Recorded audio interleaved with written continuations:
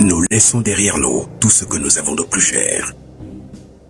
Enfants, épouses, amis, pères et mères.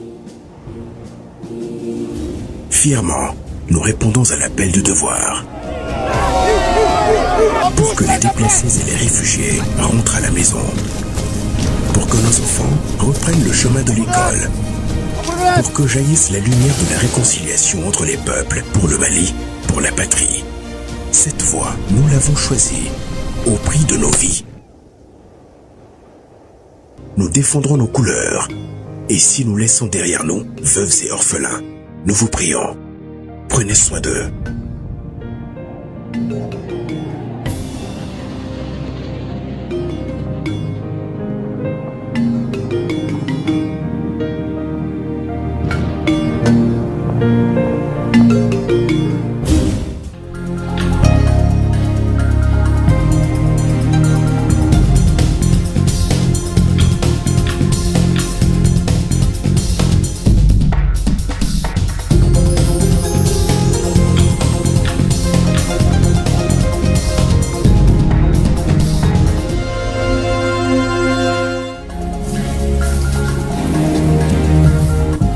Au sommaire de cette édition, le président du Conseil supérieur de la magistrature, le général d'armée Assimi Goïta, a présidé ce matin la cérémonie solennelle de rentrée des cours et tribunaux au titre de l'exercice 2024-2025. Les communications ont porté sur le thème « Rôle de la justice dans la consolidation de la paix et de la cohésion sociale, le cas des élections », un thème qui traite de la responsabilité des magistrats dans la gestion du contentieux électoral. Le président de la transition loge le barreau malien dans du neuf avec l'inauguration de la maison des avocats pour de réalisation plus d'1 milliard de francs CFA entièrement financés sur budget national. Une volonté présidentielle qui vise le renouveau de la justice en créant de meilleures conditions de travail.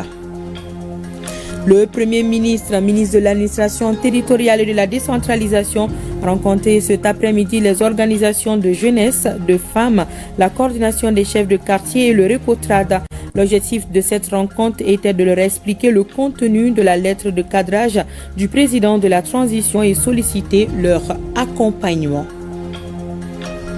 Les forces vives soutiennent la décision du collège des chefs d'État de la Confédération des États du Sahel de se retirer immédiatement de la CEDEAO et d'assurer la sécurité de l'espace. Une campagne d'information et de sensibilisation est organisée dans toutes les capitales régionales. Mesdames et messieurs, bonsoir et bienvenue dans cette édition décalée du fait de l'abondance de l'actualité. Vous servir est toujours un plaisir. Le président de la transition, président du Conseil supérieur de la magistrature, a présidé ce matin à la Cour suprême, la plus haute juridiction du pays, la cérémonie solennelle de rentrée des cours et tribunaux. Cette rentrée est un moment plein de sens et de portée juridique qui magnifie la justice et sert de tribune pour gérer les contentieux électoraux. Le général d'armée Assimi Goïta, président du Conseil supérieur de la magistrature, a engagé le gouvernement à mobiliser les moyens dans le cadre de l'organisation des élections. Par la suite, appelé la grande famille judiciaire à faire preuve de vigilance et de responsabilité, surtout en période électorale. Les grandes lignes de son discours avec Sera Bachili. Le pilier de l'État-nation se réactive. La conduite est assurée par le premier magistrat, comme à l'accoutumée, le général d'armée Assimi Goïta, garant de l'indépendance judiciaire. Le rendez-vous annuel est d'une grande portée à la plus haute juridiction du Mali, la Cour suprême. La rentrée des cours et tribunaux marque le démarrage des activités de tous les services de la justice au titre de 2024-2025. La grande famille judiciaire est au complet et l'audience solennelle démarre avec ce signal.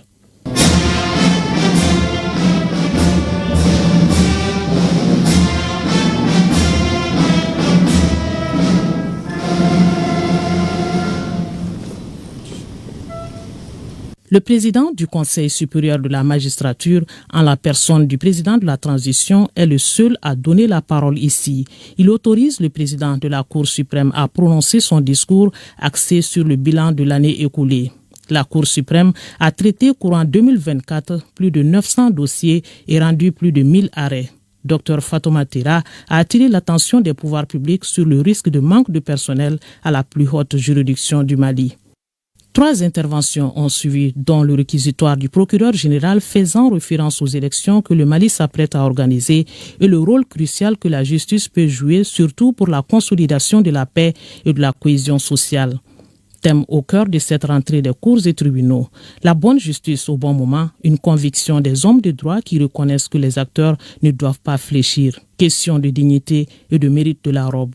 Droit de réponse après écoute et doléances notées, le président de la transition est tout d'abord revenu sur l'utilité et l'actualité du thème de cette rentrée avant d'évoquer la fonction originelle de la justice. La particularité du thème de cette année, à savoir le rôle de la justice dans la consolidation de la paix, le cas des élections, traduit sans doute l'idéal de paix et de vivre ensemble que le peuple malien dans sa majorité ne cesse de prôner. Ce thème également résonne comme un rappel évocateur de la fonction sociale de la justice dans un pays éprouvé par tant d'années de crise. Fort heureusement, notre chère patrie, le Mali, se relève progressivement des épreuves grâce à la résilience, au courage et aux multiples sacrifices de son brave peuple, de ses forces armées de sécurité, plus que jamais debout sur les remparts. Cet ensemble est dans la cohésion que ce grand défi national sera relevé par les Maliennes et les Maliens avec la pleine implication de la justice. Quand le droit est dit, les esprits se calment. Propos du président Goïta, selon le général d'armée Assimi Goïta, les élections suscitent généralement des contestations. Ces contestations ont pour nom validation de candidature, régularité des élections. La liste est longue. La tâche est ardue, mais elle est bien réalisable. La justice est appelée à dire le droit, en toutes circonstances, en mesure de contribuer à la paix sociale. Dès lors, le rôle régulateur de la justice dans le débat politique contemporain et dans le maintien de la vertu au sein de la société reste indéniable. La mission qui vous revient est à la fois noble et ardue.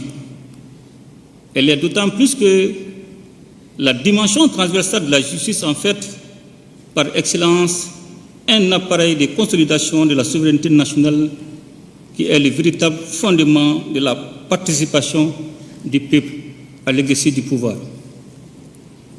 Elle est une opération longue et complexe qui mobilise plusieurs acteurs dont les comportements, dans bien des cas, ne sont pas irréprochables et aboutissent aux contentieux dits électoraux.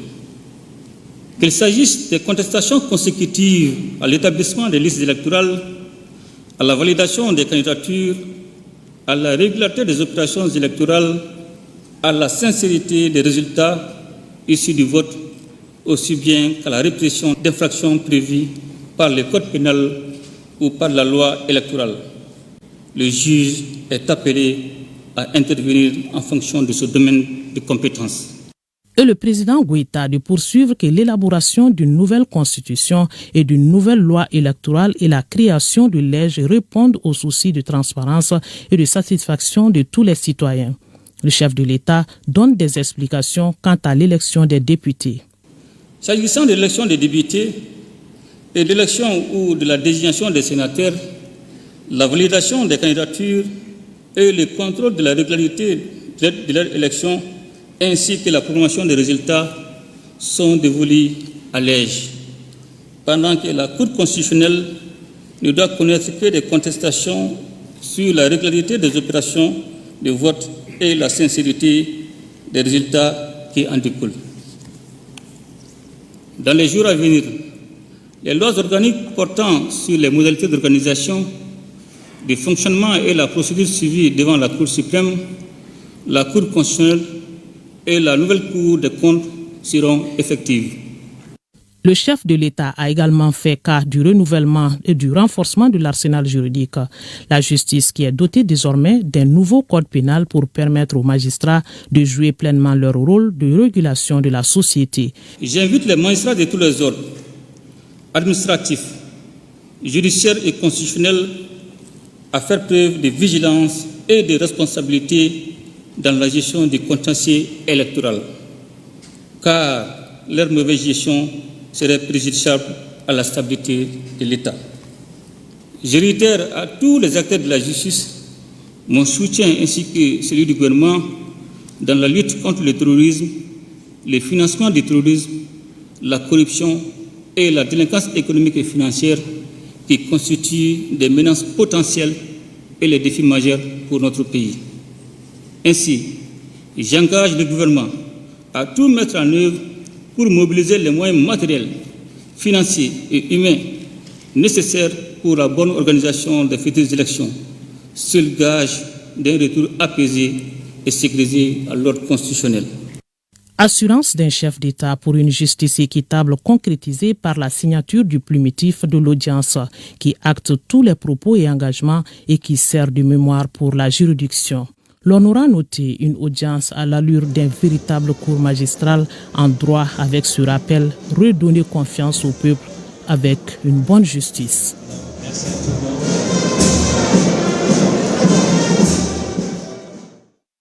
Et voilà, le thème de cette rentrée 2025 est le rôle de la justice dans la consolidation de la paix et de la cohésion sociale, le cas des élections, un thème qui traite de la responsabilité des magistrats dans la gestion du contentieux électoral.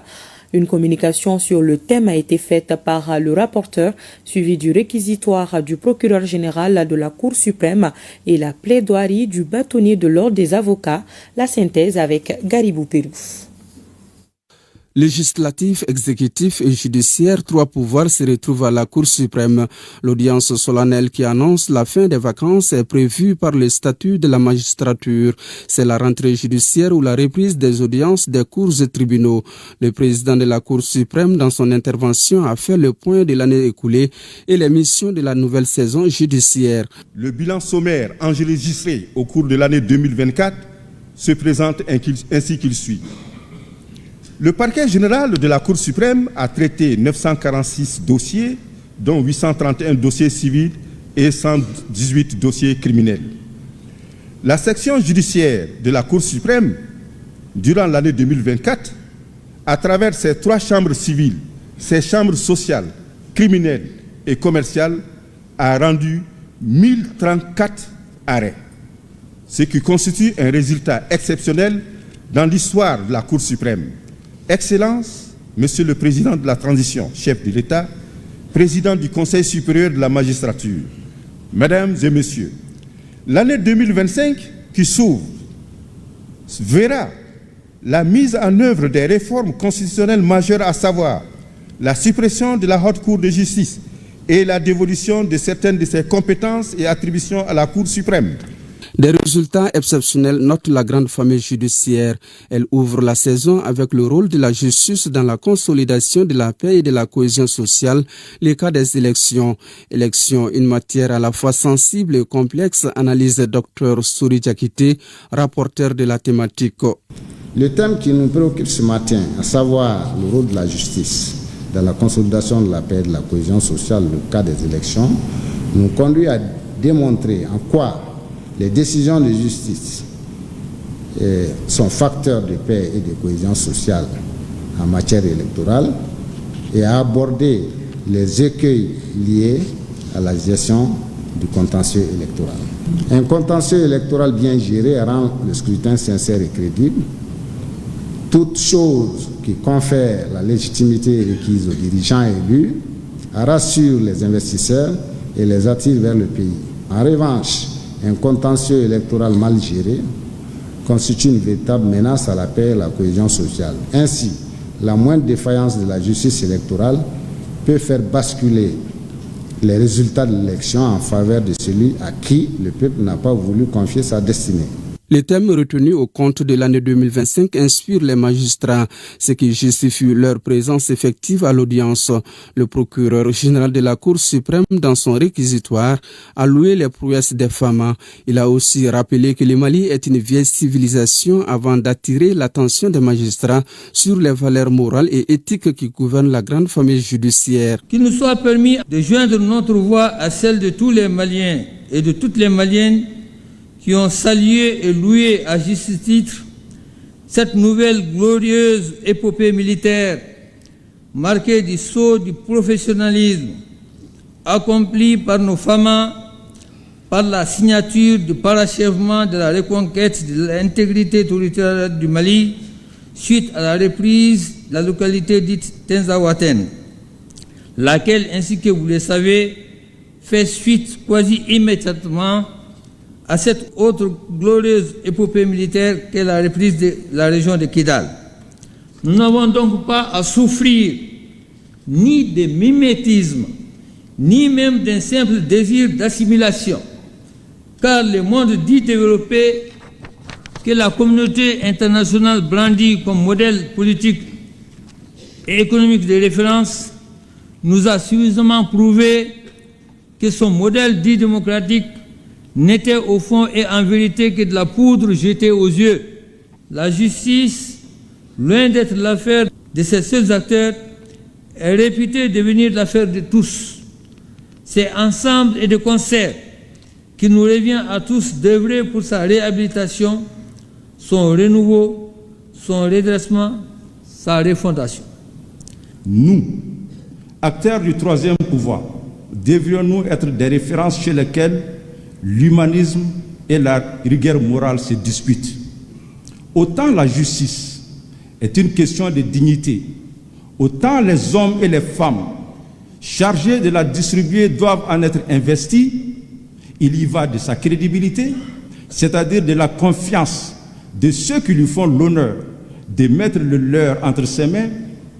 Autant l'arbitraire des autres est condamnable, autant celui de la justice est inacceptable parce qu'inqualifiable.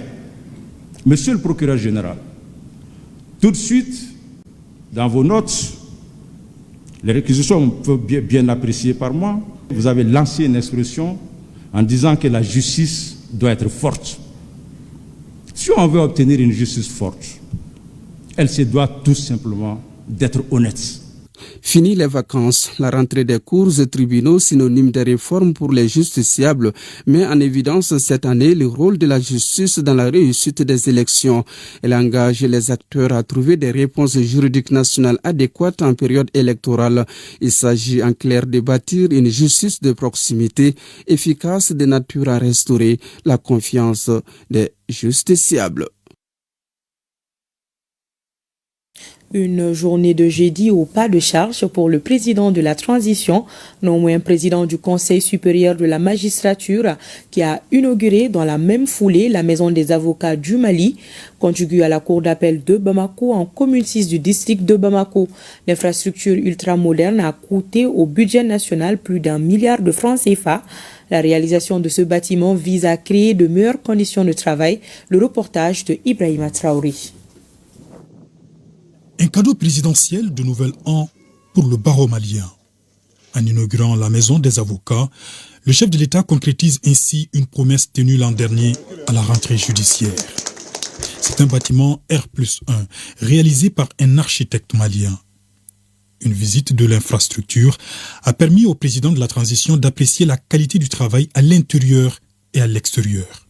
Désormais, la structure proposera sur place divers services et abritera toutes les activités de l'ordre des avocats. Et le bâtonnier de dire toute sa fierté et sa reconnaissance envers le président Assimi Goïta. Sentiment de joie et de fierté. Le président de la transition, à l'époque, quand on le voyait, il nous avait promis, il a tenu parole. Les avocats du Mali, unanimement, lui disent grand merci. Parce que nous sommes dans un ensemble communautaire. Et les 8 pays de l'espace UEMOA ont pratiquement tous leur propre maison. Et il y avait 2 exceptions, c'était la Guinée-Bissau et le Mali. Mais désormais, on a notre maison et ça va abriter tous les services de l'ordre. Puisque de plus en plus, dans notre espace, on a des exigences particulières. Les nouvelles exigences, c'est quoi? Ce que, au-delà même de la maison de l'avocat, il faudrait que des formations puissent être assurées aux avocats. Ce qu'on appelle la formation initiale et la formation continue. Et les 20 heures de formation sont obligatoires pour tous les pays de notre espace. Et il faudrait aussi que la maison puisse contenir la CARPA, ce qu'on appelle la caisse autonome pour le règlement pécuniaire des avocats. Donc il y aura tout un ensemble de services. Ces services vont être installés. Donc la maison va fonctionner à hauteur de souhait pour le bonheur de l'ensemble de la corporation. La maison des avocats du Mali, entièrement équipée, dispose d'une salle des banquets et d'une salle d'audience pour former et préparer les jeunes avocats à l'exercice de la profession. À cela s'ajoutent des salles d'informatique et d'archives, de plusieurs bureaux, de cafétérias et de cuisine. Des parkings sont aussi bien aménagés à l'intérieur du bâtiment. Je suis particulièrement heureux aujourd'hui, en ce sens que la rentrée judiciaire, qui est un événement majeur dans la justice, coïncide aussi avec l'inauguration de la maison des avocats. Un joyau architectural qui a été construit à hauteur de plus de 1 milliard de francs CFA sur les hautes instructions du président de la transition, qui a permis de redémarrer chez Santier, qui était en arrêt depuis 2009, et après une exécution de 20%. Donc les 80% restants ont été réalisés grâce au leadership du président de la transition en l'espace de 8 mois et suivi d'équipements. Ce qui fait qu'aujourd'hui, les avocats du Mali disposent d'un véritable joyau architectural qui leur offre un très bon cadre de travail et un espace pour les rencontres tant au niveau national qu'international. Ce nouveau siège du barreau malien offre sans doute un cadre idéal de travail. Un espace adéquat pour les rencontres professionnelles d'envergure nationale et internationale. Cette maison des avocats est aussi et surtout un appui au secteur judiciaire pour accompagner les réformes en cours dans le cadre de la refondation de l'État. Voyons à présent l'actualité du Premier ministre. Le ministre de l'Administration territoriale et de la décentralisation a rencontré cet après-midi dans les locaux de la primature les groupements de jeunes, de femmes, le Récotrade et les chefs de quartier. Le chef du gouvernement a échangé avec ses interlocuteurs sur la lettre de cadrage du président de la transition et sollicité leur accompagnement. La synthèse de ces différentes activités avec Mamari Koné et Aliou Touri. Les chefs des quartiers de Bamako, les groupements de femmes du Mali, les réseaux des communicateurs traditionnels pour le développement Récotrade et la jeunesse du Mali, chacune de ces composantes de la nation ont un rôle à jouer dans l'atteinte des 8 priorités qui constituent le socle de l'action gouvernementale. Ce sont les chefs des quartiers qui ont ouvert la série de rencontres avec comme principale préoccupation comment obtenir l'union sacrée autour des missions assignées au gouvernement. Le gouvernement de la transition, conscient que ces défis, pour être relevés, doivent mobiliser au-delà des seuls moyens de l'État, sollicite votre accompagnement et votre soutien constant. Les chefs des quartiers de Bamako, par la voix de leur porte-parole Seydou Sangaré, ont exprimé leur reconnaissance au chef du gouvernement avant de lui promettre leur accompagnement, bénédiction et soutien dans la diffusion des messages. Actualité oblige, le Premier ministre a évoqué avec ses interlocuteurs la déclaration du collège des chefs d'État de l'AES sur la situation sécuritaire et sollicité leur appui dans la diffusion de la 3e mesure. Il est fait cas de l'état de la menace et des actions de déstabilisation de l'AES en cours et surtout, le plus important, de l'appel lancé à la population afin de dénoncer, de rapporter systématiquement tout fait suspect aux forces de défense et de sécurité et surtout aux plus jeunes de ne pas céder aux sirènes et aux tentatives de recrutement qui sont en cours de la part des groupes terroristes. Donc ceci dénote bien entendu de l'importance stratégique de cette déclaration et surtout de la nécessité que nous avons tous, y compris les jeunes, de vulgariser le contenu de cette déclaration et surtout de sensibiliser tous les jeunes du Mali à faire attention, disons, aux actes de déstabilisation qui sont en cours. Les femmes du Mali sont heureuses d'être reçues à la primature. C'est par ces mots que la présidente de l'Union des femmes musulmanes du Mali, Diakité Adja Kadiatogola, a introduit les échanges. Le Premier ministre a ensuite expliqué les principales missions assignées au gouvernement. Et pour l'atteinte des résultats escomptés, les femmes du Mali veulent jouer leur partition. Je tiens à retirer que nous, femmes maliennes, resterons résolues et déterminées à contribuer à l'essor de notre nation. Ensemble, nous pouvons bâtir un Mali qui valorise toutes ses forces, en particulier celles de ses femmes. Le réseau des communicateurs traditionnels pour le développement Recotrad entend jouer le rôle qui est le sien, c'est-à-dire contribuer à la pacification du pays ainsi qu'à la diffusion des messages en vue d'aider l'AES. Les messages qui seront ventilés à la population malienne, parce que c'est pour notre devenir, c'est pour la paix sociale et pour que le Mali continue à se développer. Notre seul rôle, c'est d'apaiser le climat social et de préserver le vivre ensemble qu'on a trouvé depuis nos pères, nos grands-pères dans la société et de continuer à jouer ce rôle. C'est une jeunesse debout et engagée que le général de division Abdoulaye Maïga a rencontré pour le même exercice. Expliquer les missions assignées à son équipe et solliciter l'accompagnement des jeunes du Mali qui constituent l'avenir de la nation. Le président du collectif pour une transition de 5 ans ou plus et celui du Conseil national des jeunes du Mali fraîchement élu entend tout mettre en œuvre pour aider les autorités de la transition. Bien avant la mise en place du bureau du Conseil national de la jeunesse, nous avons mené des actions de soutien et nous vous réitérons encore notre engagement et notre disponibilité pour les actions futures. Nous allons soutenir tous les chantiers des autorités de la transition car nous sommes dans le même bateau. Le Premier ministre, ministre de l'administration territoriale et de la décentralisation, a rassuré tous ses interlocuteurs sur la volonté des autorités à conduire à bon port la transition avec une souveraineté plus affirmée.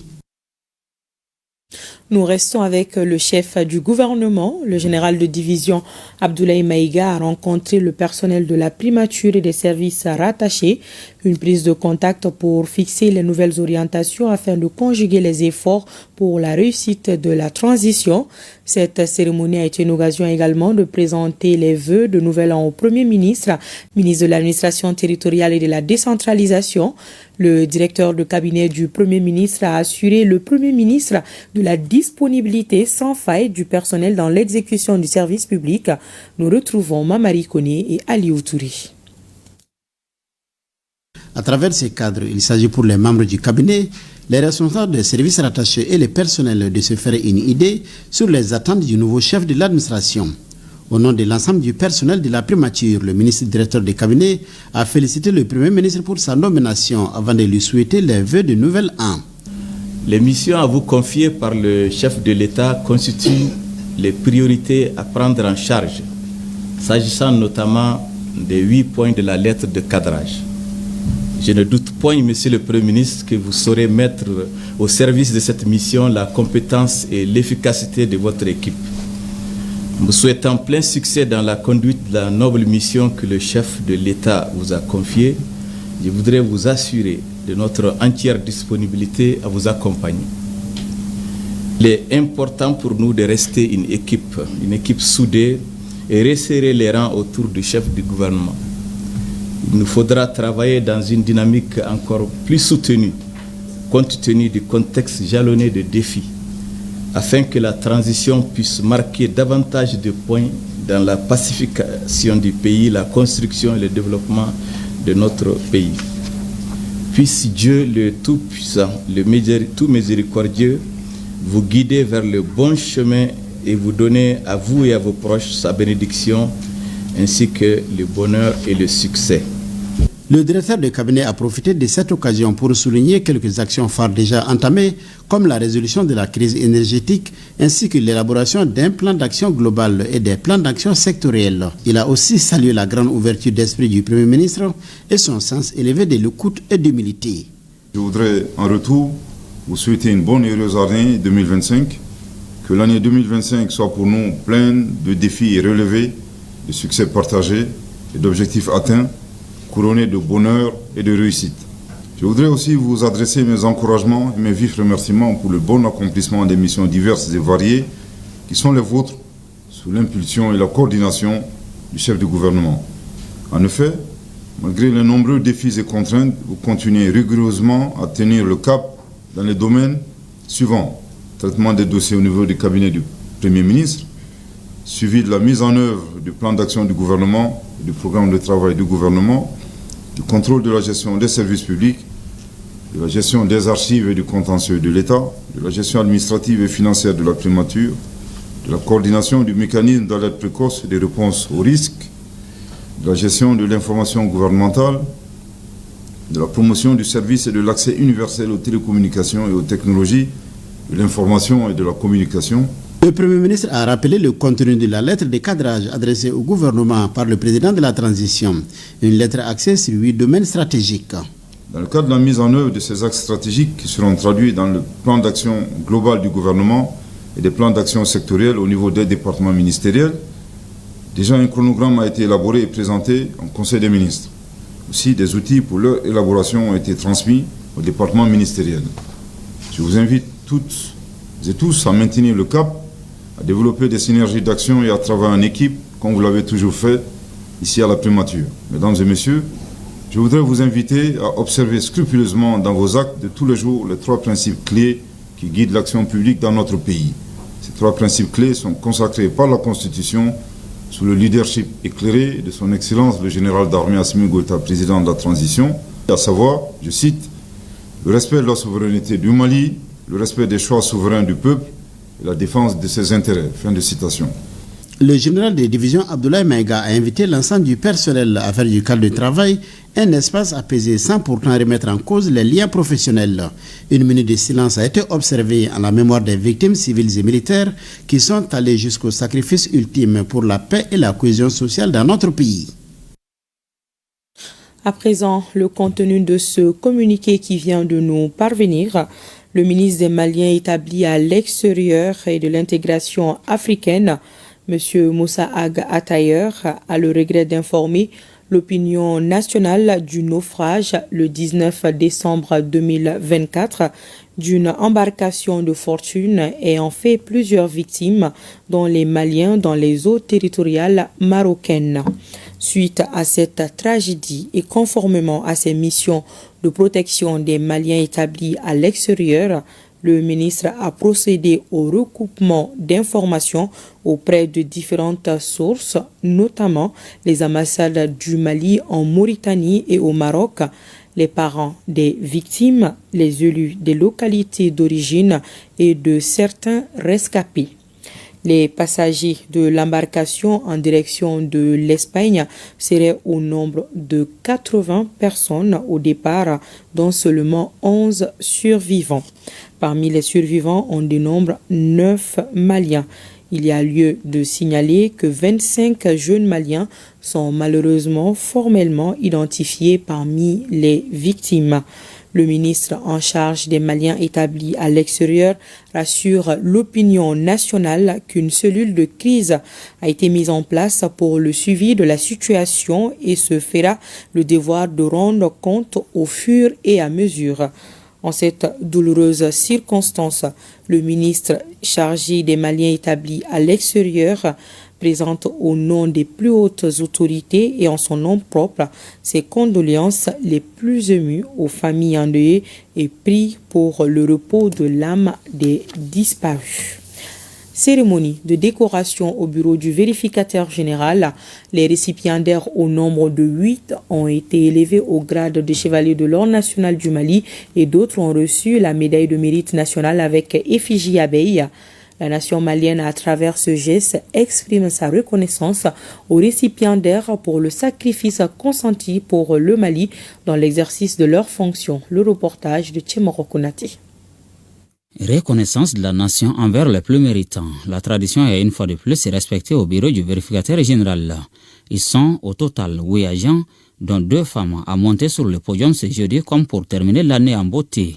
Le premier groupe des récipiendaires au nombre de 3 personnes est élevé au grade de chevalier de l'Ordre national, tandis que le deuxième reçoit la médaille de l'étoile d'argent du mérite national, des médailles qui récompensent plusieurs années de loyaux services. Nous nous sentons aujourd'hui plus que jamais redevables à la nation malienne. À cet effet, nous voudrions vous donner l'assurance de notre engagement indéfectible à défendre et à promouvoir ces valeurs tant en milieu professionnel que tout au long de notre vie entière. Cette distinction se présente comme des cadeaux de fin d'année dont le mérite revient en plus des récipiendaires à un homme qui a su maintenir l'équilibre au sein de la structure et ce grâce à son leadership éclairé. Il s'agit du vérificateur général qui a été précédemment gratifié le 1er novembre dernier de la médaille de la dignité de grand officier de l'Ordre national. Cette cérémonie qui nous rassemble autour des valeurs de citoyenneté, de civisme et de civilité est certainement l'occasion de témoigner de la rigueur professionnelle constante, magnifiée à l'endroit des récipiendaires par la nation. Je voudrais donc remercier très sincèrement, au nom du bureau, à mon nom propre, son excellent le général d'armée Assimi Goïta, président de la transition, chef de l'État, pour cette marque de reconnaissance, combien significative pour le bureau et pour son personnel.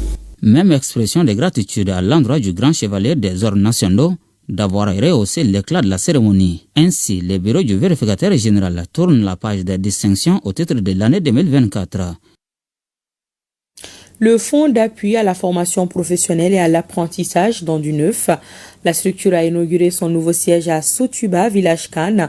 Le bâtiment de 3 étages a été financé par le budget national à hauteur de 1,292 milliards de francs CFA. Famoussa Sidibé pour plus de détails. Désormais logé dans du neuf, le fonds d'appui à la formation professionnelle et à l'apprentissage atteint aujourd'hui les standards d'un guichet de financement digne de ce nom. De Médina Kouroua à Sotuba, l'étroitesse des locaux n'est plus qu'un vieux souvenir. Un bâtiment intimidant abritant 45 bureaux sur 3 niveaux pour une capacité globale exploitée de 2540 mètres carrés. La facture s'impose tout autant 1,292 milliard de francs CFA, entièrement financé par le budget national. Ce jour mémorable traduit une volonté politique ferme, celle de doter notre pays d'infrastructures modernes et adaptées pour renforcer l'efficacité de nos services publics. À cet égard, je rends un vibrant hommage à son Excellence, le général d'armée Assimi Goïta, président de la transition, chef de l'État, dont le leadership visionnaire et les actions déterminantes témoignent de son attachement au progrès et à la modernisation de notre nation. Le comité syndical du FAFPA n'en demandait pas moins. Madani Kamara en est le secrétaire général. Je suis convaincu que ce bâtiment flambant neuf et remarquable à tout point de vue permettra d'améliorer sans nul doute les conditions de travail du personnel du FAFPA et d'assurer un bon accueil à nos partenaires et usagers. Il est demandé au personnel, futurs occupants des locaux, de faire bon usage du matériel mis à leur disposition et d'y prendre soin. Il a donc fallu attendre plus de 10 ans pour voir les travaux aboutir. Ce siège du FAFPA est un symbole de transformation et d'excellence. Il reflète notre ambition collective de bâtir un système de formation professionnelle adapté aux défis du XXIe siècle et de préparer notre jeunesse à contribuer activement au développement économique, social du Mali. En ce lieu, des solutions concrètes et innovantes naîtront pour répondre aux besoins du marché du travail et pour offrir à nos jeunes des opportunités de carrière solides et durables. C'est pourquoi j'appelle solennellement tous les agents et usagers de ce bâtiment à en faire un exemple d'excellence. Veiller à sa préservation, à son entretien et surtout à en faire un espace où règne l'engagement, la discipline et la créativité. Plus aucune excuse ne vaudra à présent, laissera entendre Madame le ministre, pour que le FAFPA ne puisse pas convenablement exécuter les missions qui lui sont confiées, à savoir servir sa cible convenablement. Le ministre de l'Énergie et de l'Eau a présidé ce matin l'atelier national d'échange avec les acteurs intervenants dans le secteur des biocarburants. La rencontre doit déboucher sur des stratégies visant à accroître la disponibilité et le nombre d'utilisateurs des produits bioénergie dans les secteurs productifs. La rencontre est organisée par l'Agence nationale de développement des biocarburants ANADEB et la Fédération malienne de l'électricité et des énergies renouvelables. Le reportage de Abdul Karim Kaba. La souveraineté énergétique tient à cœur aux autorités de la transition et cette souveraineté énergétique peut passer par la bioénergie. Pour aider l'État dans sa démarche, l'Agence nationale de développement des biocarburants ANADEB multiplie les initiatives. Pour son directeur, il faut le concours de tout le monde pour que la bioénergie soit opérationnelle pour le développement du Mali Croix. L'utilisation des énergies renouvelables, et en particulier des bioénergies, constitue un enjeu économique majeur. Si nous souhaitons anticiper les crises énergétiques et participer au développement socio-économique du Mali, nous devons unir nos efforts dans ce sens. C'est pourquoi la coopération entre l'État et le secteur privé est indispensable, surtout en cette période où les pays de l'AES montrent la voie vers une nouvelle ère d'indépendance économique pour l'Afrique. En participant à la présente session, la Fédération malienne de l'électricité, énergie renouvelable et nouvelle contribue ainsi aux efforts des autorités de la transition dans le domaine des énergies. En acceptant de parrainer le présent atelier, la FEDEM voudrait démontrer son soutien aux initiatives du gouvernement pour faire des bioénergies et des énergies renouvelables des secteurs capables de booster le développement socio-économique de notre pays. L'atelier national d'échange avec la bioénergie avait comme thème état des lieux et opportunités d'affaires dans le sous-secteur de la bioénergie se fait donc un cadre afin de pallier la crise énergétique. L'amélioration des conditions de vie des populations maliennes est une préoccupation constante de son Excellence le Président de la Transition, le général d'armée Assimi Goïta. L'accès aux services sociaux de base, dont l'énergie, fait partie de cette préoccupation. Ce souci permanent se traduit par le lancement des travaux des centrales solaires photovoltaïques de Sanankoroba, Safo et Tchakadougou, Djalakoro, totalisant ainsi 400 MW avec stockage. L'objectif général est de mobiliser les acteurs nationaux autour de la promotion des filières bioénergie au Mali dans la perspective de satisfaire les besoins énergétiques des populations et de création de ressources et d'emplois verts.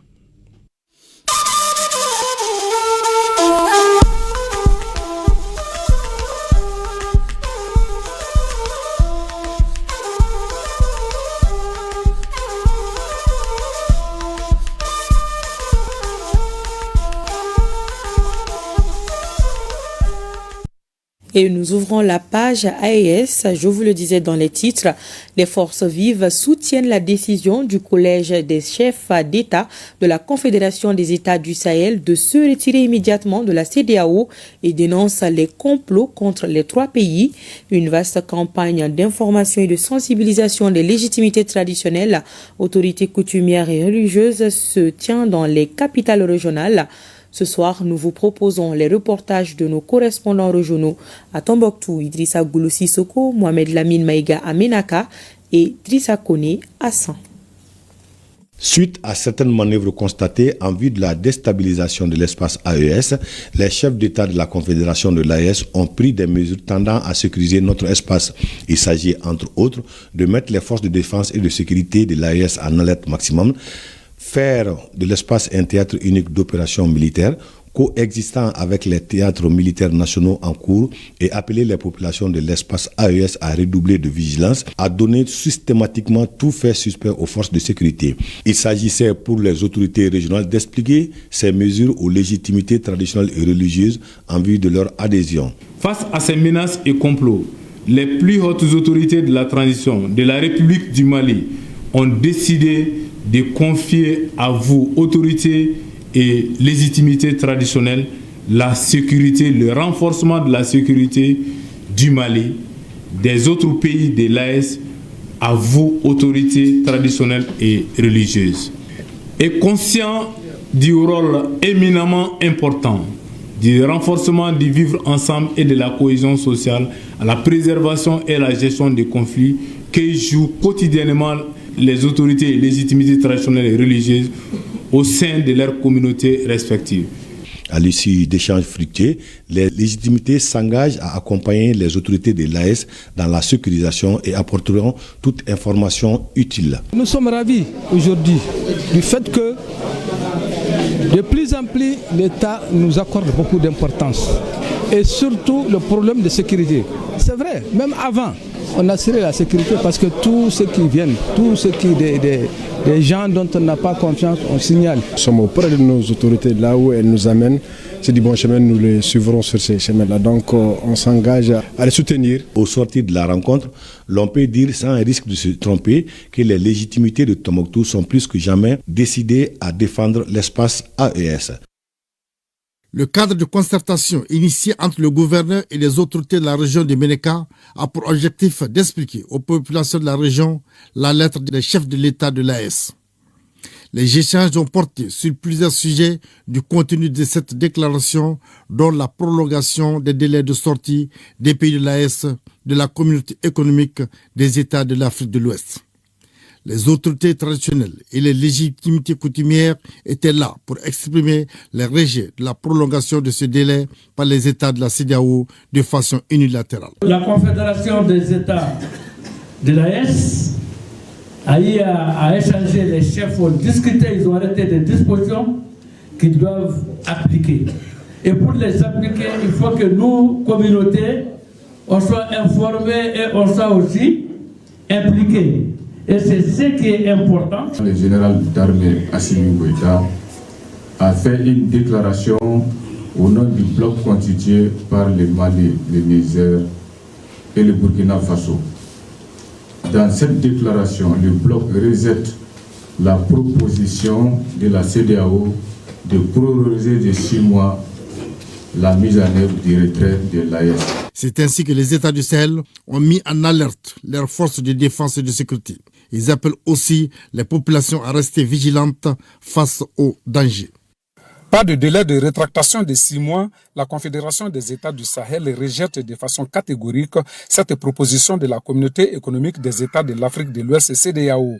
À 100, les forces vives en conclave s'alignent à l'unanimité sur cette décision du Collège des chefs d'État de l'AES. À 1 mois d'expiration du délai légal de sortie de la CEDEAO, celle-ci use du dilatoire et de la perfidie pour tenter de maintenir en son sein les 3 pays qu'elle considère toujours comme ses membres à part entière.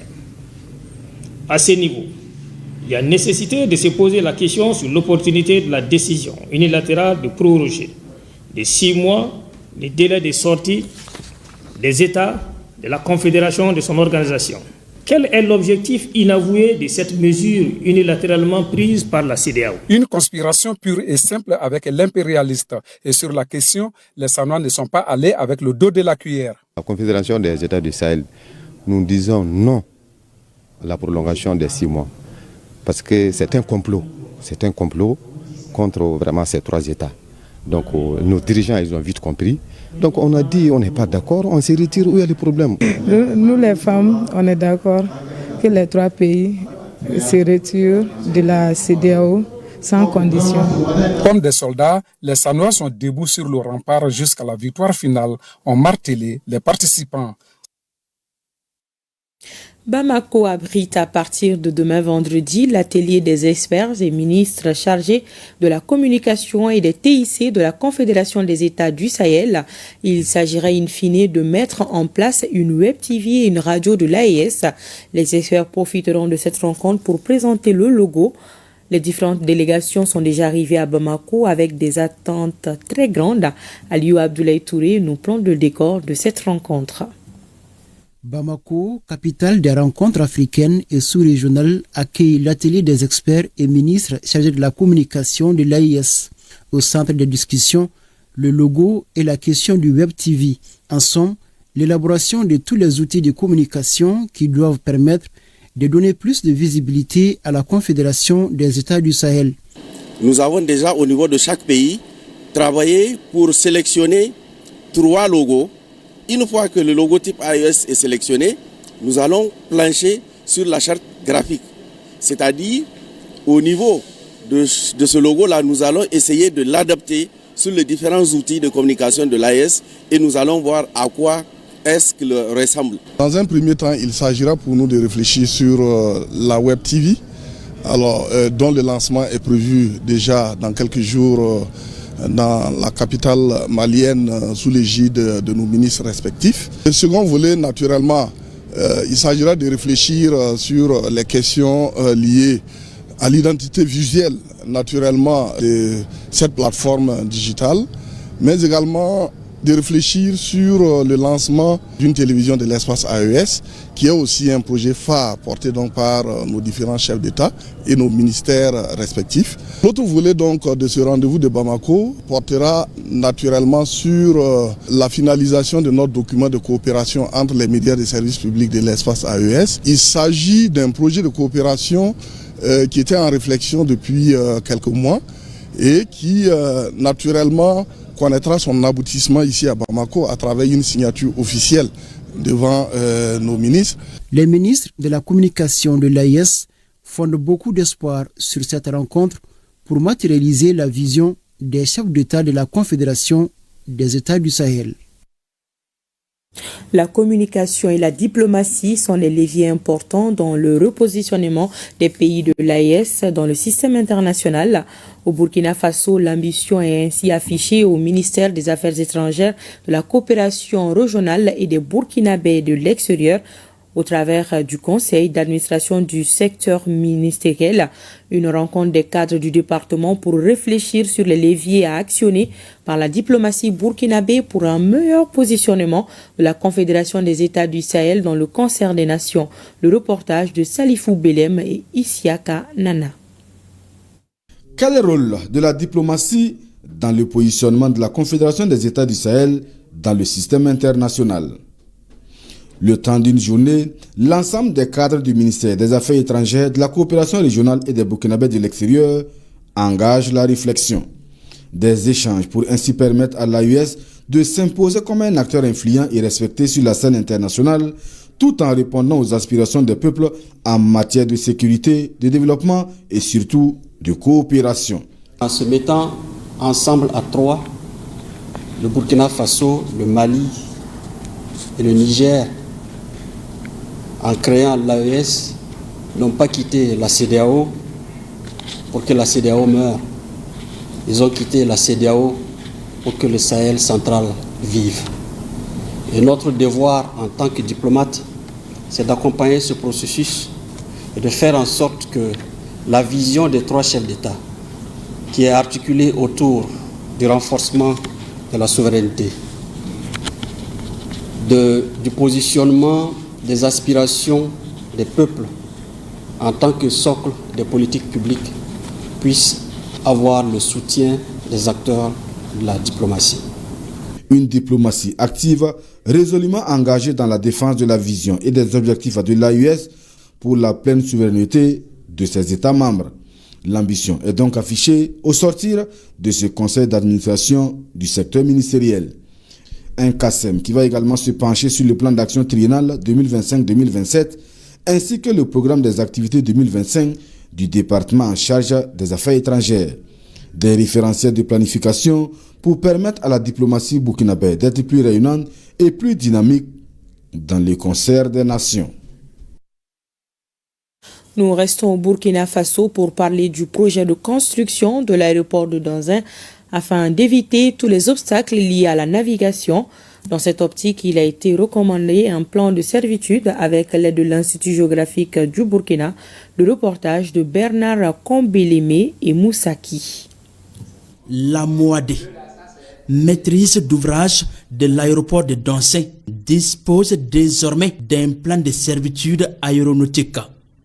Un document d'urbanisation dont la mise en œuvre permet de protéger l'environnement aéroportuaire contre des obstacles susceptibles de porter un coup à la sécurité de la navigation aérienne. Ce plan de servitude qui renferme un ensemble de surfaces est ici expliqué aux autorités des communes concernées par la construction de l'aéroport international de Danzin. Ça peut être des pylônes d'électricité, de téléphonie, ça peut être des immeubles. Et chaque fois qu'un opérateur va vouloir ériger ce type d'infrastructure, il doit s'approcher de ces structures-là pour vérifier est-ce que ces infrastructures-là respectent les volumes qui sont définis et à l'intérieur desquels on ne doit pas avoir d'infrastructures d'une certaine taille. Et pour le cas de Donsin, l'altitude de référence, c'est ce qu'on appelait donc l'altitude d'aérodrome, qui est l'altitude donc du point le plus élevé donc de l'aire d'atterrissage, qui correspond donc à 305 mètres. C'est pour dire qu'à l'intérieur donc de cette surface, aucun obstacle ne devrait dépasser 45 mètres au-dessus des 305 mètres d'altitude au sol. La réalisation du plan de servitude de l'aéroport international de Donsin a mobilisé des experts de l'Agence nationale de l'aviation civile, ANAC, des experts de trajectoire des vols d'avion, des urbanistes et des cartographes de l'Institut géographique du Burkina, IGB.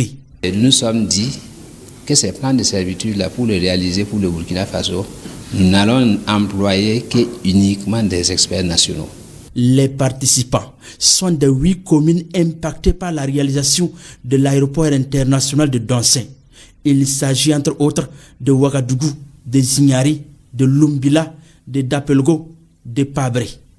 De l'avis du directeur général de la Moadé, les infrastructures opérationnelles, administratives et militaires sont à un taux d'exécution de 89%. Au Niger, les ministres nigériens et maliens ont visité le centre technique de la FENIFOOT. Objectif, constater de visu les installations réalisées au niveau du dit centre. Le reportage de Issa Ousmane Mahmad et Abdoulaye Hamidou. Une visite à Londres de laquelle ils étaient accueillis par les responsables de la Fédération nigérienne de football. En outre, les deux autorités s'étaient rendues à l'académie d'élite. En image, vous vivez et contemplez bien la salle de classe, les dortoirs en passant par la salle à manger par la suite. Il était question de se rendre au petit terrain aménagé, dédié aux activités sportives en passant par le garage de bus, le centre médical, la piscine, la salle de jeu Issoufou Alfaga, les salles de gym, les vestiaires, salle du sport, le terrain du sport. Ces mouvements à la lisière d'une dynamique bien engagée marquent des égards bienveillants et des regards attentifs portés sur la vie sportive de la nation nigérienne. Et comme pour joindre l'utile à l'agréable, les deux ministres ont fait montre de sentiments de satisfaction à l'épilogue de la visite, telle une aventure trempée d'un lien de fraternité unissant deux républiques sœurs. Je retiens un centre qui est très bien fait, qui est magnifique, qui est là à la disposition des différents joueurs. Et je pense qu'avec ça, il y a beaucoup d'opportunités pour pouvoir remonter davantage la qualité et la formation des joueurs. Au-delà de cela, j'ai également vu dans la tournée qu'il y a des équipements qui sont là, ultra modernes, et qui permettent aujourd'hui d'entretenir les gazons, parce que ça c'est un casse-tête que beaucoup ont. Combien de fois il faut jouer sur le gazon, combien de temps ça doit rester. Et je pense qu'il y a aujourd'hui une expérimentation qui est en cours, qui est faite par la Fédération nigérienne. Le président est en train d'expérimenter cela avec l'appui du département. Et cela est très intéressant pour nous parce qu'il y a aussi les bonnes pratiques à prendre. Et ils ont trouvé un gazon qui pourrait, avec le temps où on pourrait jouer peut-être 10 fois carrément, ce qui est quasiment impossible aujourd'hui avec les gazons que nous avons. Donc ça, je pense qu'avec cette expérience-là, ça pourrait révolutionner déjà. Au-delà de cela, les différents partenariats qu'ils ont eus, c'est vrai qu'il y a eu un financement FIFA, il y a l'État qui a appuyé, mais il y a d'autres partenaires, d'autres pays qui ont également investi. Et à travers cela, il y a une certaine ingéniosité par rapport à l'arrosage. Donc ça, c'est quelque chose que nous retenons, un arrosage mobile qui reviendrait un peu moins cher que les autres types d'arrosage que nous connaissons et que nous faisons dans nos espaces de sport. Il appartient donc à l'opinion de lire dans les lignes de cette visite un engagement inclusif liant les deux autorités, et une fois de plus un signal fort que les visions impératives confédéraux intégrant divers secteurs de la vie des hommes, donc celui du sport en particulier.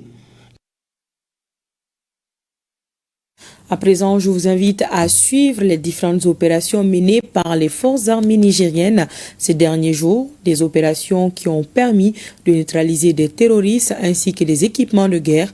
Le commentaire de Jocelyne Amoussou. Dans la région de Tillabéri, sur la rive gauche du fleuve Niger, l'opération Al-Mohou continue de jouer un rôle central dans la sécurisation des populations et la protection de leurs biens. Cette semaine, les forces de défense et de sécurité, fidèles à leur engagement, ont mené des opérations décisives qui ont conduit à l'arrestation de 6 individus dans les environs d'Ayourou suspectés d'activités criminelles. Ces individus ont été appréhendés dans le cadre du processus de recrutement militaire en cours. Les premières investigations révèlent des liens présumés avec des groupes armés criminels. Des éléments incriminants, notamment des appels suspects, ainsi que des vidéos et des images compromettantes découvertes dans leur téléphone viennent renforcer ces soupçons. Les personnes interpellées ont été immédiatement remises aux autorités compétentes afin de permettre la poursuite des enquêtes nécessaires pour éclaircir les faits et déterminer leur niveau d'implication. Dans la même région, sur la rive droite du fleuve Niger, une unité des forces de défense et de sécurité a réagi promptement à une alerte signalant une tentative de vol de bétail à Guntouyena.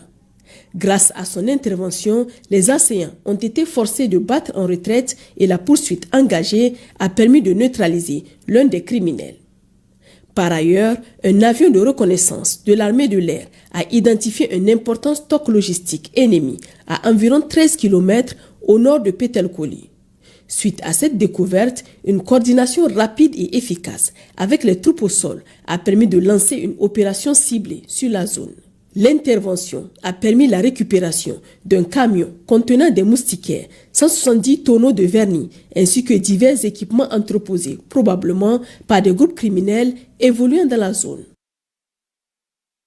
Restituer au peuple malien les symboles qui reflètent son patrimoine, son combat pour la liberté et son aspiration à la dignité, c'est l'objectif de l'opération de dénomination des voies, places et établissements publics dans le district de Bamako. Un premier décret en date du 13 décembre ouvre la voie à cela. Le directeur national du patrimoine culturel s'est exprimé sur le sujet dans l'invité de la semaine. Je vous propose de suivre un extrait de cet entretien. Donc la commission a tenu plusieurs réunions. Et cette commission a identifié plus de 150 grandes figures. La liste n'est pas exhaustive. Qui se sont illustrées dans l'histoire, dans la culture, dans les sciences, la technique, les arts, les lettres, j'en passe. Et les critères de sélection de ces grandes figures ont concerné généralement la bravoure de la personnalité, l'héroïsme de la personnalité, la valeur d'exemple de la personnalité, la contribution exceptionnelle de la personnalité dans le développement de ces pays, l'éminence politique et institutionnelle pour ce qui concerne les personnes morales. Donc voici un peu le travail de cette commission qui a permis de faire un draft du décret et un rapport de présentation que nous avons soumis aux autorités du département. 150 grandes figures. Plus de 150 grandes figures. La liste n'est pas exhaustive. Vous dites des grandes figures dont la grandeur est bien évidemment incontestable, mais des héros qui ne sont pas forcément connus des Maliens. Il s'agit de décréter, de prendre un décret, de dénommer des rues, des boulevards, des places, etc. Mais l'autre chose aussi est de faire savoir ces grandes figures à travers l'enseignement, à travers les médias, à travers la communication, etc. Est-ce que les discussions sont prises à ce niveau, notamment à travers l'enseignement, parce que les grandes figures coloniales en question, nous les avons connues à travers l'école, justement. Bon, beaucoup de ces figures sont enseignées. Sunyata, Babemba, Tcheba, Biton, Damozon, etc. sont vraiment enseignées. L'invité de la semaine, une présentation de Yaya Konaté à suivre après le PMU Mali, et c'est tout ce qu'on pouvait retenir de la page AES de ce soir.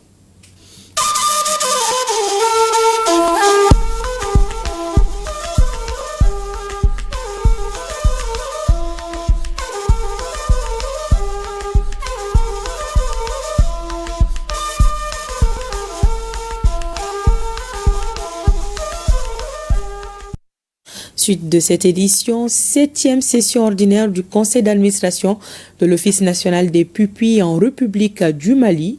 Au menu, l'examen et l'adoption des recommandations de la 6e session et du rapport d'activité de l'année 2025 ainsi que du plan opérationnel de l'année 2025 et le budget y afférent. Les explications de Nouhoum Sissoko.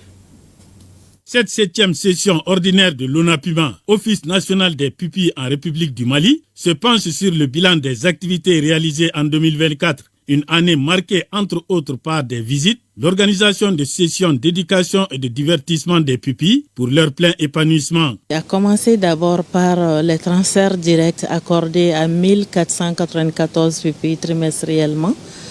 Nous avons fait les visites de 466 familles et plus de 700 établissements scolaires pour 2023-2024. Nous avons également mené les activités de vacances avec 750 pupilles de la nation et pupilles de l'État. Nous avons pu aussi faire voyager 2 pupilles en dehors du Mali, dans la zone AES. Ces pupilles ont été admis au bac à hauteur de plus de 50%. Il y en a aussi qui sont en dehors du Mali par le canal du président pour le niveau supérieur. En 2024 aussi, la forte activité qui a été menée, comme je l'ai dit, par le président de la transition a été la pose de la première pierre de la maison des pupilles. Le plan opérationnel 2025 de l'ONAPIMA s'inscrit dans le renforcement des acquis de la structure avec des actions multiples et variées à mener pour mieux contribuer à une égalisation des chances pour plus de justice sociale et d'équité. En plus des anciens pupilles, les nouveaux 225 pupilles qui ont été immatriculés, ils recevront la prise en charge comme tous les autres pupilles. Et notre budget est autour de 1,128 francs CFA, qui est en diminution par rapport à l'année dernière. Vous ferez un examen approfondi de l'ensemble des documents soumis à votre appréciation afin d'aboutir à des observations et recommandations pertinentes qui aideront l'ONAPIMA à relever les nombreux défis qui demeurent. La création de l'Office national des pupilles en République du Mali en tant qu'établissement public à caractère administratif est une réponse du gouvernement pour une meilleure prise en charge des pupilles. L'abattoir frigorifique de Bamako fait peau neuve afin de répondre aux exigences des consommateurs. Les administrateurs de la 13e session du conseil d'administration de la structure analysent les forces et faiblesses de l'abattoir. Le reportage de Youssouf Diakité. Les administrateurs de l'abattoir frigorifique du Mali mettent à profit cette 13e session du comité de pilotage pour réfléchir sur les différentes missions de la structure afin d'apporter des éléments d'amélioration. Il s'agit surtout d'analyser les résultats obtenus en 2024, jugés déjà satisfaisants par les administrateurs. On tend vers la notification et pour ce faire, il va falloir que nous envisagions la réalisation de 2 parcs d'attente, non seulement pour les bovins, mais aussi pour les petits ruminants. On peut dire que l'objectif a été atteint parce que sur une prévision sur 100, nous sommes arrivés jusqu'à 79% de nos réalisations. Face au défi, le représentant du ministre de l'Élevage et de la Pêche a salué la perspicacité de la direction de l'abattoir. Les efforts sont continuellement déployés par l'État et ses partenaires techniques et financiers pour permettre de mettre en œuvre les propositions et les orientations afin que l'abattoir frigorifique de Sabalebougou réponde aux normes internationales et de les doter de la capacité à satisfaire les besoins locaux de consommation en viande saine, voire d'exportation de viande.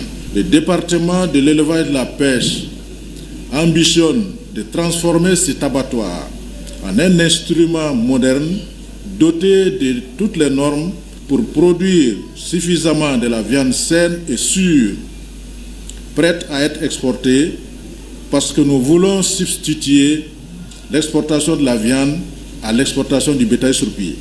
Et le département rassure que les recommandations formulées seront au centre des priorités du ministère de l'Élevage et de la Pêche. 28e session du conseil d'administration de l'Agence nationale de la sécurité routière. En 2024, la NASER a exécuté 41 activités sur 58 programmées. Il s'agit des activités d'information et de sensibilisation visant à réduire les accidents de la circulation. Le reportage de Aridjou Matina. Une minute de silence à la mémoire des victimes d'accidents de la route a été observée par les administrateurs à l'occasion de cette 28e session du Conseil d'administration de l'Agence nationale de la sécurité routière. Tout comme la sécurité générale, la sécurité routière également nécessite de la préservation de l'intégrité de la personne humaine. Voilà pourquoi le département en charge des transports, en droite ligne de la vision du chef de l'État, accorde une attention particulière à la sécurité routière.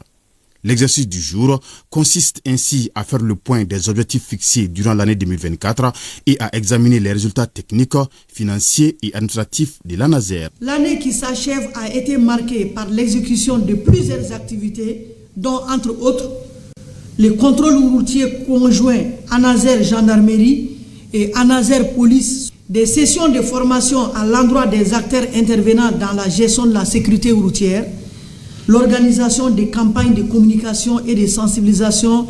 L'état de mise en œuvre des activités au 30 novembre de l'année 2024 fait ressortir que sur 58 activités programmées en 2024, 41 ont été totalement exécutées, soit 70,69%.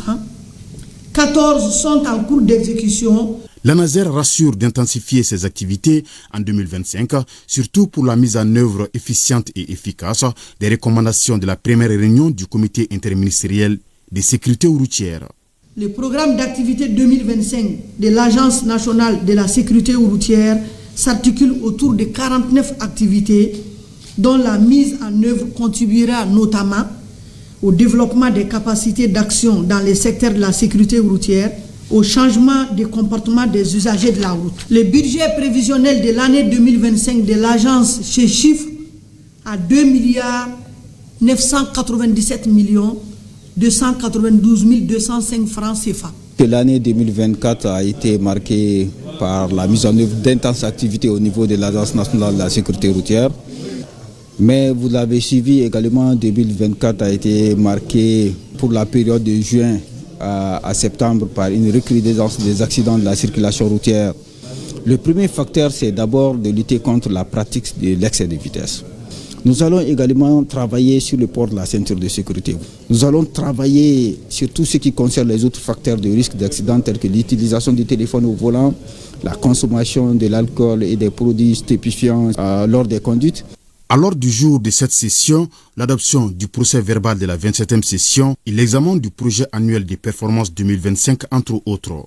En cette période de fête de fin d'année, la présidente du conseil d'administration de la structure a exhorté les administrateurs à plus d'engagement en vue de minimiser les risques d'accident de la circulation routière. Échange direct entre producteurs sur leurs difficultés. C'est une initiative de l'association Sasakawa Africa pour donner plus de visibilité à cette action. Les hommes de médias ont été invités à Samanko.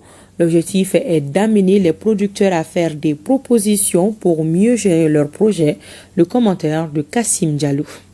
La journée médiatique de Sasakawa Africa Association est un exercice annuel qui vise non seulement à porter un regard critique sur les activités de l'organisation, mais aussi à donner l'opportunité aux partenaires et aux bénéficiaires des projets de s'exprimer. La valorisation et la transformation des produits agricoles, ainsi que le renforcement des capacités des acteurs. L'objectif de cet événement, c'est de pouvoir donner la parole aux coopératives et unions agricoles dans les zones d'intervention de Sasakawa. Dieu merci, cette année, les regards sont braqués sur le PSIC, c'est ce qu'on appelle le PSIC, le centre de production, de post-récolte, de transformation et de commercialisation de Samanko. La Direction nationale de l'agriculture apprécie les efforts et surtout les innovations que l'organisation apporte dans le secteur de l'agriculture au Mali. Dans ces partenariats, les centres d'apprentissage agricole ont beaucoup bénéficié. La production de semences communautaires, que Sasakawa a amené cette innovation, on est en train même d'enseigner cette innovation au niveau des centres d'apprentissage agricole et dans les universités actuellement au Mali. Sasakawa Association accompagne les producteurs agricoles dans 9 régions du Mali et les maraîchers de Bamako. L'organisation contribue à l'amélioration des moyens de subsistance et de la nutrition au Mali. 14e édition de la Semaine de la Santé à Koumantou.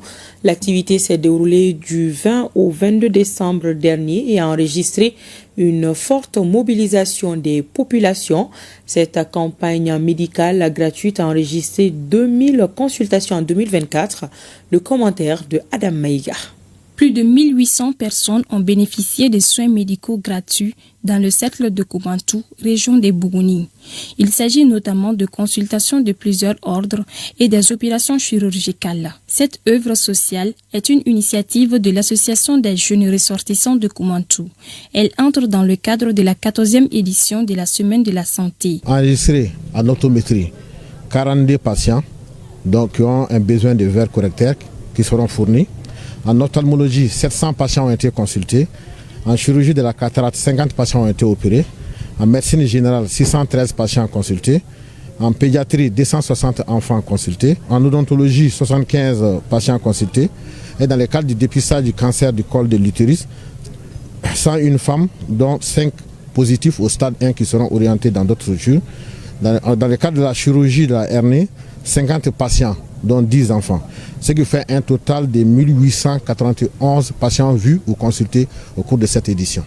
Et nous faisons ça depuis déjà 14 ans. Et donc, c'est à l'image de ce que nous voyons tous les jours par les hautes autorités, à savoir le soutien aux populations les plus défavorisées. Pour rappel, plus de 1140 personnes ont été consultées gratuitement lors de la 13e édition de la Semaine de la Santé dans le cercle de Koubantou. Elles ont ensuite bénéficié des soins médicaux gratuits. Mobilisation de taille à Conakry pour soutenir les autorités de la transition malienne. C'est une initiative de l'Alliance Mali-Taniè. Nos compatriotes ont exprimé leur adhésion aux idéaux du président de la transition, le général d'armée Assimi Goïta, le commentaire de Bokari Koulibaly. Mobilisation de taille ce 15 décembre en Guinée-Conakry, un acte fort des Maliens établis dans ce pays ami du Mali pour soutenir les idéaux de la transition malienne. Un meeting à l'actif de l'Alliance Mali-Taniè. Notre échange a porté sur la montée en puissance des FAMA par rapport aux éclats, par rapport à la neutralisation des groupes terroristes, par rapport à la libération du territoire. Également, nous avons parlé des réformes institutionnelles. Nous avons parlé également de la nomination du Premier ministre Abdoulaye Maïga et les 8 axes qui ont été confiés à lui comme feuille de route. Les Maliens résidant en Guinée par la voix de leur président félicitent ces cadres initiés par l'Alliance Mali-Taniè. Les Maliens ont besoin d'être informés sur tout ce qui se passe et c'est cela que cette délégation a voulu faire. C'est pourquoi nous les avons accueillis à bras ouverts et les informations qui étaient données sont des informations qui vraiment nous remontent le moral, nous encouragent à soutenir la transition, qui nous encouragent vraiment à un esprit patriotique. Visiblement édifiés sur les actions posées par les autorités de la transition, les Maliens résidant en Guinée ont réaffirmé leur accompagnement à faire de la vision du président de la transition une réalité. Merci de votre attention. Nous bouclons ce journal avec cette citation de Victor Hugo, Duralex, Cedlex. La loi est dure, mais c'est la loi. Fin de citation. Une façon de souhaiter une bonne rentrée judiciaire. Pensée spéciale à nos femmes. Bonsoir.